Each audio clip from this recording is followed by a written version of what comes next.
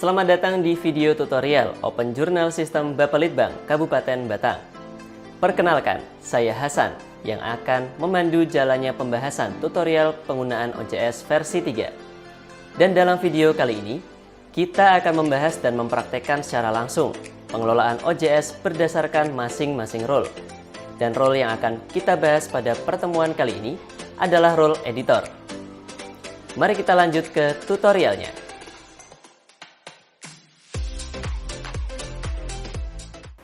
Baik, pada video tutorial kali ini, kita akan membahas tentang bagaimana caranya melakukan editing di submission jurnal OJS Ristek Bapelitbang Kabupaten Batang. Sesuai dengan tema kita yaitu editing, maka panduan ini atau video tutorial ini kita khususkan bagi role editor. Nah, di sini role editor itu saya bagi menjadi 3 bagian, di mana ada editor in chief. Yang pertama, saya gabung dengan section editor karena tugasnya hampir sama. Seperti itu Bapak Ibu. Cuman bedanya untuk editor in chief, dia yang mengetuai atau mengepalai bagian editor, dan section editor ini bisa dikatakan wakilnya, seperti itu. Lalu ada copy editor, dan yang terakhir adalah production. Oke, kita langsung saja menuju ke tutorialnya. Langkah pertama, Bapak Ibu bisa akses websitenya, yaitu di jurnal Ristek atau alamatnya ojs.batangkap.go.id. Seperti itu. Nanti akan muncul halaman utama seperti ini. Dan karena Bapak Ibu telah dibuatkan username oleh pihak admin dari jurnal Ristek, tinggal login saja. Nah, kita isikan username-nya. Di sini saya menggunakan akun milik Pak Anggoro ya. Username-nya sudah, lalu password-nya.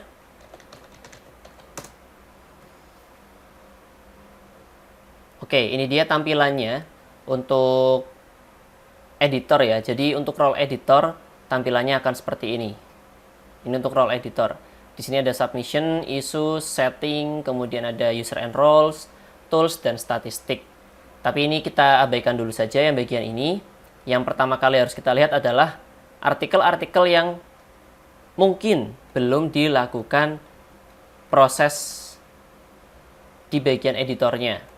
Nah, ini masih banyak sekali artikel-artikelnya. Mungkin kita pilih salah satu saja, yaitu yang di awal, milik Hasan Basri.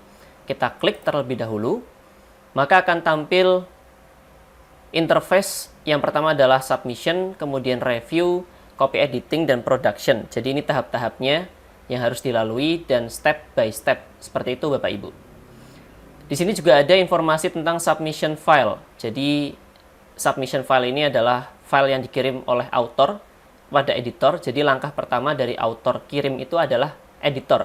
Editor adalah penerima pertama. Nah, di sini ada editor in chief-nya, yaitu Pak Yohanes Anggoro T. Haryanto. Kemudian jurnal editor dari pihak Litbang sendiri.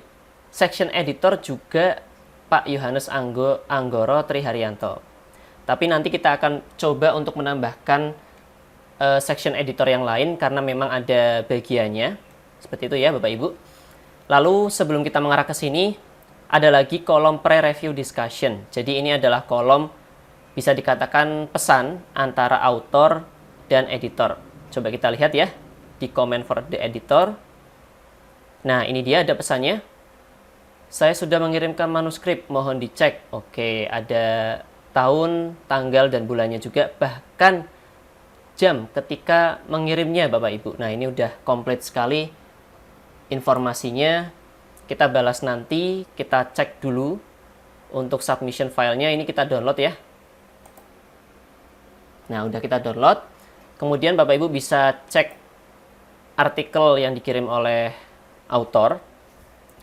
Di sini saya menggunakan contoh artikel yang ada di website jurnal OJS ya. OJS Ristek. Ini contohnya, mungkin nanti Bapak Ibu bisa cek sendiri apakah ada kesalahan atau tidak sesuai dengan persyaratan yang telah disampaikan pada sistem, seperti itu. Saya close lagi. Sudah di-download, kemudian saya beritahukan kembali ada kolom ya. Di sini ada tombol, mungkin bisa disebut tombol. Di bagian kanan itu ada tombol send to review, lalu accept and skip review, dan yang terakhir adalah decline submission. Nah, ini masing-masing tombolnya ada fungsinya ini Bapak Ibu. Jadi yang pertama, send to review, itu dipilih ketika manuskrip dirasa telah sesuai dengan template dan scope, atau telah dilakukan revisi jika ada kesalahan oleh author. Seperti itu, ini yang pertama. Kemudian yang kedua, accept and skip review, merupakan opsi yang dilakukan oleh editor-in-chief tanpa melewati proses review oleh reviewer. Jadi editor-in-chief di sini juga memiliki peran untuk melakukan cek jurnal apabila memang editor-in-chief-nya memadai, seperti itu ya Bapak Ibu ya. Memadai dan mungkin bisa dikategorikan sebagai reviewer juga, maka beliau bisa untuk melakukan accept and skip review. Tapi sekali lagi ini merupakan konsep dari masing-masing OJS, seperti itu ya. Lalu yang terakhir adalah decline submission. Nah, di sini apabila terdapat beberapa kondisi, seperti contoh manuskripnya sama sekali tidak sesuai dengan scope dan template yang telah disediakan. Manuskrip juga sudah pernah dipublish di jurnal selain jurnal Ristek. Jadi editor memiliki peran seperti itu. Dicek apakah artikel ini sudah pernah diupload di jurnal lain apa belum. Kalau misalnya sudah, silahkan langsung saja di decline submission. Tidak perlu melakukan istilahnya konfirmasi ke pihak author. Harusnya author juga tahu sendiri karena artikel yang sudah diupload ke jurnal lain kok malah diupload lagi di jurnal Ristek. Nah, itu tidak boleh seperti itu. Kita ke bagian bawahnya ada participant.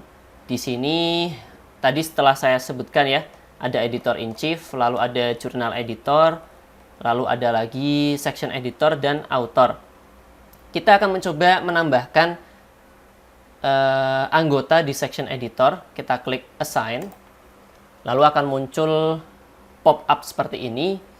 Kita pilih section editor, lalu kita klik search. Maka otomatis akan muncul nama, di mana nama ini, misal ya, milik Pak Hari Agung Budianto ini sudah tersematkan role section editor, maka editor-in-chief bisa memilih secara otomatis. Kita kesampingkan assignment privilege, ini kita abaikan saja. Choose a predefined, kita pilih a message regarding Ristek. Nah, ini lalu ditambahkan nih. Jadi Pak Anggoro memberikan pesan kepada Pak Hari, misal silahkan dicek untuk jurnal atas nama author Hasan Basri, misal seperti itu. Lalu kita klik OK. Maka otomatis pesan ini akan terkirim langsung ke Pak Hari Agung, seperti itu.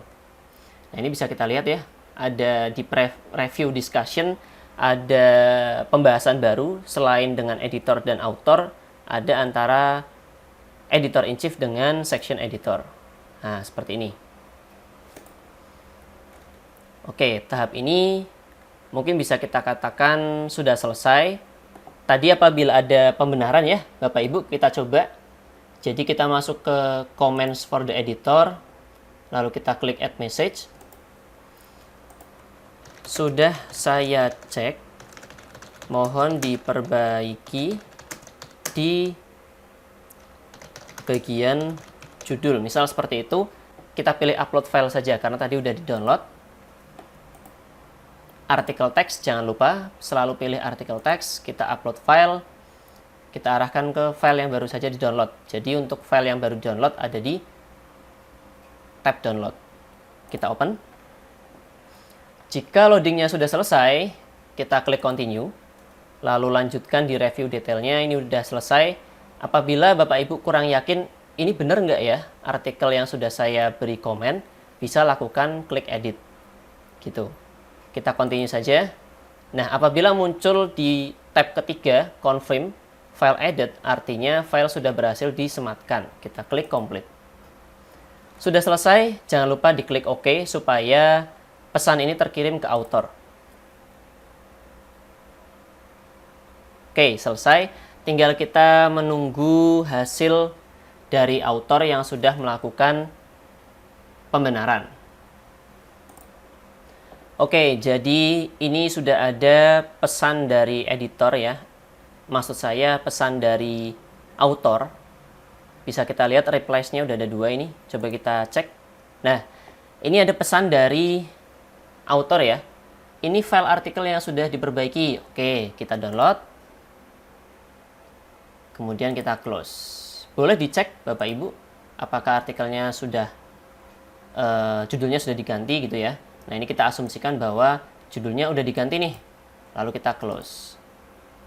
Setelah tahap ini selesai dan Bapak Ibu merasa artikel ini harus dikirimkan ke pihak reviewer, maka Bapak Ibu tinggal klik send to review. Maka kita akan beralih ke tab review. Oke, jadi di sini kita cek terlebih dahulu, Bapak Ibu cek bahwa ini merupakan file yang sudah benar. Apabila belum benar, jadi ini file lama ya. Kita klik upload file. Nah, di sini ada info. This is not a revision of an existing file. Nah, ini harusnya diganti ya. Jadi, yang akan kita sematkan di sini merupakan file yang tadinya emang direvisi gitu. Maka kita pilih yang ini. Nah, nantinya file lama akan ditimpa dengan file baru. Sehingga kita tidak banyak menambah-nambah file yang nanti akhirnya akan jadi bingung, seperti itu. Kita klik upload file. File tadi yang terakhir ya, kita open. Sudah selesai, kita klik continue. Bapak Ibu bisa pastikan kembali apakah ini udah benar yang akan dikirimkan ke reviewer. Kita klik edit. Kalau misalnya belum sesuai, kalau sudah continue. Nah, seperti biasa, file edit berarti file telah ditambahkan. Complete, sudah selesai. Nah, ini ya, Anggoro ED. Doc kedua, lalu kita send to review. Oke, kali ini kita berada di tampilan tab review, di mana ada round 1 ya, kemudian new review round. Berarti proses ini, jadi sebenarnya Bapak Ibu, proses di reviewer itu bisa terjadi berulang kali. Jadi ini bisa dikatakan bahwa ini tahap pertama, kemudian nanti kita akan menambah tahap lagi kalau misal perlu. Sampai berapa gitu ya, sampai yang fix berapa gitu. Nah, ini di close aja karena kita belum mau menambahkan new review round-nya. Di sini ada beberapa informasi ya, ada beberapa kolom, ada review file, berarti file yang sebelumnya sudah dari tahap submission. Lalu ada reviewer, di mana kita akan menambahkan reviewer di sini. Lalu ada tab revision, dan yang terakhir ada tab review discussion, di mana kita dapat menambahkan diskusi di sini, sama seperti yang tadi di tahap submission. Di sini kita melakukan pesan baik antar editor dengan reviewer, atau di sini kita bisa tambahkan autornya. Seperti itu. Sesuai dengan konsep di OJS masing-masing. Di sini ada informasi lain yaitu request revision, lalu accept submission, dan decline submission, seperti itu.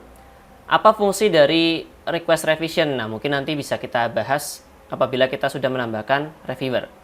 Kita tambahkan dulu reviewernya, add reviewer. Nah, di sini reviewernya kita pilih. Yang pertama mungkin Pak Bagus ya, karena Pak Bagus ini bidangnya ada di pemerintahan, sosial, kebijakan publik, perencanaan pembangunan, dan pembangunan desa. Jadi editor, baik editor in chief maupun section editor, dalam memberikan artikel ke reviewer, itu harus menyesuaikan bidang reviewer sendiri. Nah, ini ada tulisannya ya, bidangnya di apa, expertnya, kemudian ada Pak Ananto, kemudian ada Pak Retno Dwi juga. Kita pilih yang pertama Pak Bagus, select reviewer. Nah, di sini sudah ada secara otomatis ya, terisi ya. Nah, kita ke bawah. Ini biarkan saja, kita abaikan. Lalu ada tanggalnya. Jadi, ini kita klik. Editor menghendaki reviewer harus tenggat waktunya kapan? Bisa 31 Oktober atau bisa lebih cepat. Kalau mau diganti tinggal diklik. Nah, ini sudah terpampang tanggal yang bisa kita klik salah satunya. Kalau kita klik nanti berubah, misal kita pilih ke 20 ya. 20 Oktober harus selesai nih. Seperti itu. Lalu seenggaknya 17 Oktober itu udah dikirim. Sebelum 17 Oktober justru lebih baik. Nah, ini kita klik. Nah, filenya sudah tersematkan ya di sini ya. Kita close aja. Review tipenya blind, lalu review form. Nah, biarkan nanti reviewer mengisi form review. Form review ini seperti kuesioner yang nantinya sebagai bukti bahwa reviewer telah melakukan tugasnya dan juga kita bisa memberikan informasi dari kuesioner ini kepada author. Jadi author mengerti bahwa oh judulnya belum sesuai atau oh scope-nya harusnya diganti atau bagaimana. Kita klik add reviewer. Sudah ada di sini ya, sudah tertambahkan ini. Nah, ini udah ke add di sini. Tapi kita perlu menambahkan satu reviewer lagi. Jadi setidaknya satu artikel direview oleh 2 reviewer. Kita tambahkan lagi ke, nah ini Pak Dwi Irianto aja nih. Kita select, sama seperti tadi ya, kita cek sudah ada, lalu kita add reviewer. Nah, request send, di sini sudah ada informasi bahwa permintaan dari editor sudah masuk ke pihak reviewer. Tinggal nanti menunggu informasi dari reviewer. Nantinya kalau reviewer sudah melakukan seperti proses reviewnya sudah selesai di reviewer, maka akan muncul tampilan di sini. Kita bisa melihat hasil reviewnya. Oke, di sini Pak Bagus Pambudi ya telah melakukan submit dari reviewnya. Jadi proses review sudah selesai oleh Pak Bagus. Kita contohkan seperti itu. Nah, di sini editor bisa melihat reviewnya, hasil review dari Pak Bagus. Kita klik. Ada informasi bahwa ini diselesaikan pada tanggal berapa, kemudian jam berapa, seperti itu. Dan rekomendasinya bahwa accept submission, artinya tidak ada revisi ulang. Artinya tinggal kita lanjutkan ke proses berikutnya. Nah, ini ada kuesionernya ya. Ini contohnya ya Bapak Ibu ya. Apakah manuskrip ini berhasil? Apakah manuskrip ini merupakan kontribusi asli? Kemudian dan lain sebagainya. Ada berapa poin ya? 1, 2, 3, 4, 5, 6, 7, 8, 9, 10. Nah, ini ada 10 poin dan jawabannya iya semua. Lalu ada komentar. Sudah sesuai, bisa dilanjutkan. Lalu di tampilan bawahnya ada reviewer file. Jadi Pak Bagus telah melakukan upload file dari jurnal yang telah, dari artikel yang telah dicek kemudian diupload kembali di sini. Bisa kita download ya. Nah, kita download, sudah selesai. Lalu recommendation-nya adalah accept submission. Jangan lupa kita beri rating. Kita beri rating kepada Pak Bagus, artinya hasil reviewnya sudah sesuai, kemudian dalam pengerjaannya cepat, seperti itu. Ini sebagai apresiasi. Kita confirm. Dan jangan lupa kita klik thank reviewer.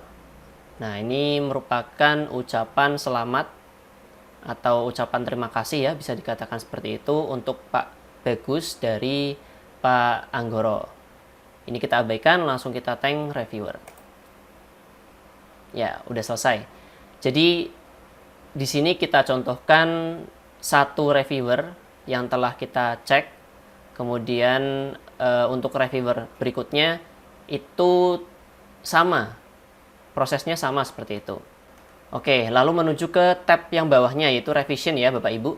Di sini kita upload filenya. File yang terbaru tadi kita upload. Oke, kita masukkan. Sudah tertambahkan, kita continue. Dicek kembali apabila mungkin tidak sesuai atau bagaimana ya. Kita kalau misalnya sudah, kita klik continue. Lalu file telah berhasil ditambahkan. Kita klik complete. Nah, ini sudah selesai.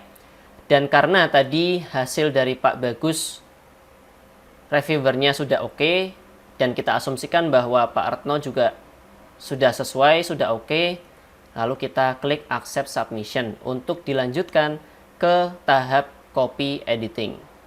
Selanjutnya karena sudah sesuai ya, kita klik accept submission. Nah, di sini send an email seperti itu. Lalu kita pilih file yang terakhir ya. Di sini. Nah, ini yang paling akhir, jangan yang paling awal. Ini yang paling awal itu yang lama. Ini juga, yang terakhir adalah yang ini. Kita klik ini. Udah selesai. Atau jika tidak istilahnya kurang yakin ya Bapak Ibu, bisa dicek kembali, bisa di-download untuk dilihat apakah benar ini atau tidak. Lalu next, select file for copy editing. Kita klik di tombol ini. Kita cek kembali apakah sudah benar ini artikelnya.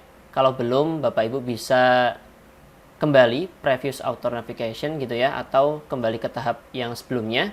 Kalau sudah sesuai, tinggal diklik record editorial decision. Baik, pada tahap video tutorial kali ini kita akan masuk ke bagian copy editor ya, atau jika di sistemnya ini adalah copy editing. Nah, copy editing ini nantinya akan ada bisa dikatakan akun lain, jadi mungkin bukan Pak Anggoro, atau di sini Pak Anggoro sendiri juga bisa. Jadi Pak Anggoro bisa melakukan seluruh pekerjaan dari bagian editor, atau nanti bisa dibagikan ke pihak-pihak yang lain. Jadi copy editor ada lagi sendiri. Cara menambahkannya bagaimana? Bisa nah ini participant. Sama caranya seperti tadi. Bisa di-assign, kemudian pilih mau section editor atau bagian yang lain ya. Di sini copy editing. Jadi copy editing atau bisa dikatakan kalau orangnya adalah copy editor. Tugasnya itu apa? Tugasnya adalah untuk memeriksa naskah, manuskrip atau artikelnya dari sisi tata bahasa. Apakah tata bahasanya sudah sesuai? Tidak sesuai dengan EBI, karena sekarang kan EBI ya, bukan EYT. EBI-nya sudah benar apa belum? Kemudian kejelasannya juga, memeriksa gaya penulisan ya, seperti itu, dan bibliografinya atau daftar pustaka dari artikel. Jadi ini bagian milik copy editor. Nah, ini adalah tampilan awal dari copy editor. Ada draft file, ini file terakhir dari review, tahap review yang sudah dilakukan review oleh pihak reviewer. Lalu ada lagi yang di bawahnya adalah copy editing discussion, di mana pihak copy editor itu bisa melakukan komunikasi atau chat ya, antara copy editor dengan editor in chief atau section editor. Seperti itu. Kalau misalnya ini adalah akunnya Pak Anggoro, karena Pak Anggoro adalah editor in chief, jadi tidak perlu untuk melakukan diskusi. Tapi apabila nanti ini ada orang lain yang memang role-nya adalah copy editor, maka silahkan dilakukan add discussion. Caranya sama. Nah, ini tinggal kita pilih siapa yang akan mengikuti diskusi di tahap ini. Ada attach file juga. Jadi, bisa dikatakan seluruh tahap atau seluruh bagian di bagian kerja yang ada di jurnal Ristek untuk per role-nya itu hampir sama. Jadi, pasti ada yang namanya add discussion. Lalu yang di bawahnya adalah copy edit, atau kolom ini itu berguna untuk mengupload manuskrip yang telah diperbaiki dari sisi tata bahasanya, kemudian kejelasannya, gaya penulisan, dan daftar pustakanya itu ada di kolom ini. Seperti itu. Yang nantinya bakal kita lanjutkan ke proses production. Oke. Kita bisa download terlebih dahulu ya. Jadi untuk copy editor di-download terlebih dahulu. Oke, sudah selesai. Bisa kita klik. Nah, misalkan ini adalah file yang sudah di-review ya. Sudah melalui proses review. Kita close. Lalu kita arahkan ke bagian copy edit. Kita upload. Nah, ini dia. Ini yang lama ya. Ini yang lama, kita upload yang baru. Nah, jangan lupa selalu artikel teks, lalu upload filenya. Ini artikel yang terbaru ya.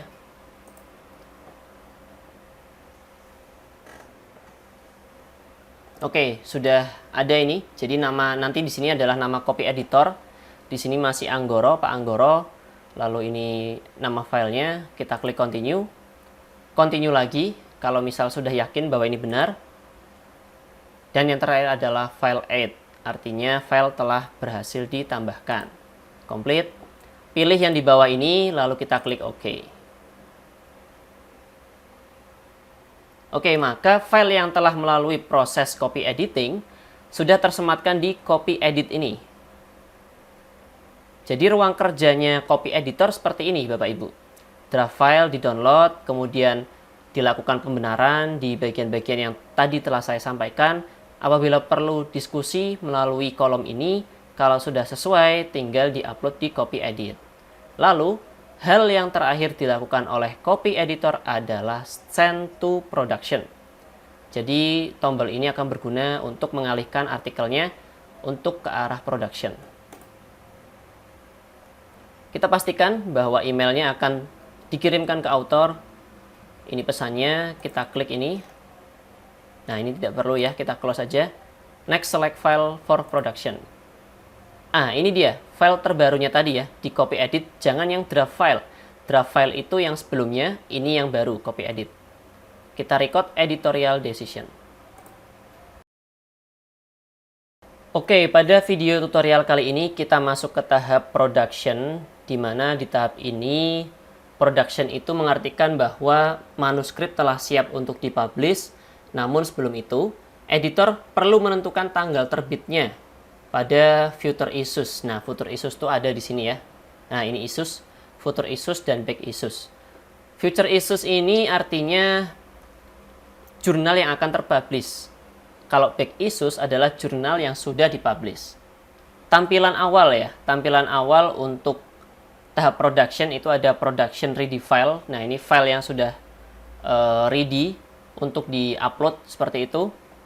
Yang nantinya bisa dikatakan manuskrip ini sudah melewati proses copy editing.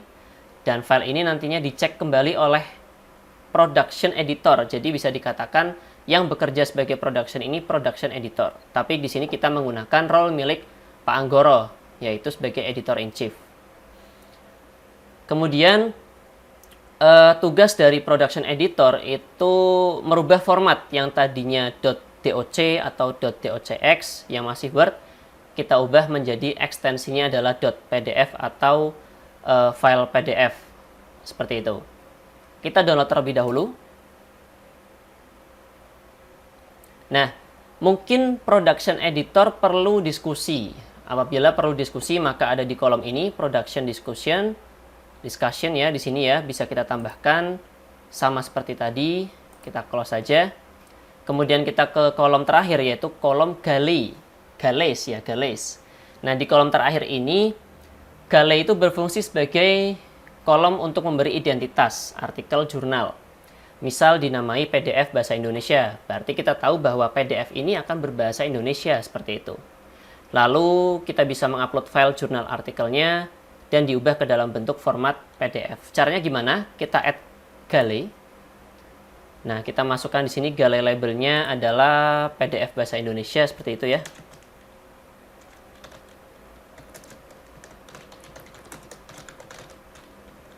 Indonesia. Bahasanya Indonesia. Lalu ini biarkan saja, kita abaikan, kita klik save.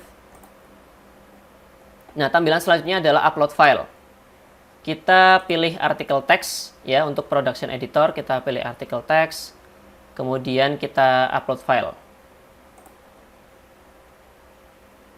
Oke, filenya kita jadikan PDF terlebih dahulu.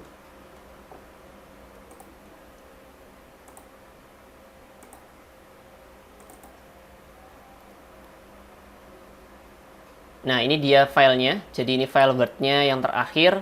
Tinggal kita jadikan PDF. Bagaimana caranya? Bapak Ibu bisa menggunakan fungsi dari Microsoft Word. Kita print saja. CTRL-P.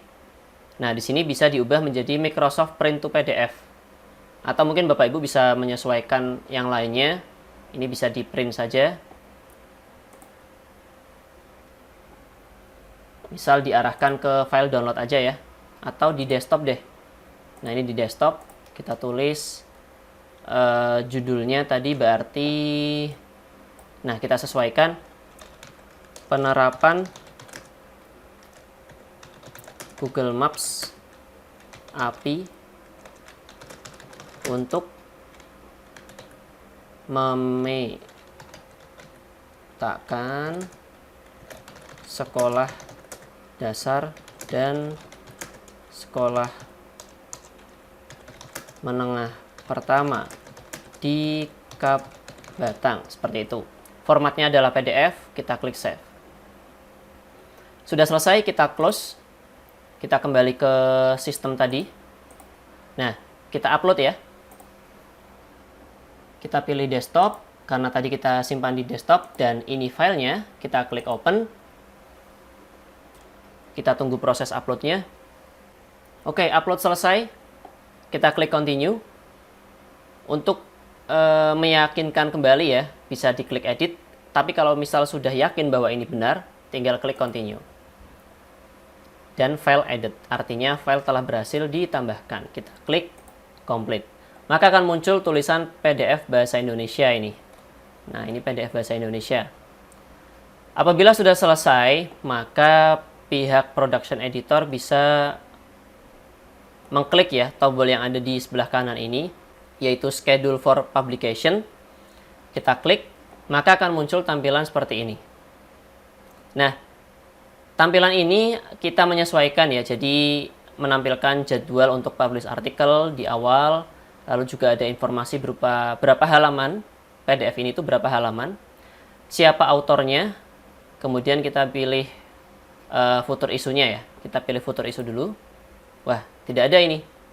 Yang terakhir adalah volume 5 nomor 2. Jadi footer isu nanti akan dibuat. Di sini akan ada ya footer issues. Misal kita klik, mungkin di sini kita klik dulu ya. Kita pakai yang sebelumnya, volume 5 nomor 2. Lalu page-nya kita lihat kembali halamannya itu sampai berapa. Misalkan di sini halamannya dari 1 sampai 3. Berarti kita close saja. Kita tulis di sini 1 sampai 3. Nah, biarkan seperti ini. Jadi ini udah otomatis, tinggal kita klik save saja. Nah, sudah ada notifikasi issue publication metadata save. Selesailah pekerjaan untuk pihak production editor. Karena untuk future issues nanti akan disetting oleh jurnal editor atau jurnal manager ya, yang nanti tahap jurnal editor ada pembahasannya sendiri seperti itu. Terima kasih telah menyaksikan video tutorial pada section atau bisa dikatakan role editor kali ini. Semoga bermanfaat dan sampai jumpa.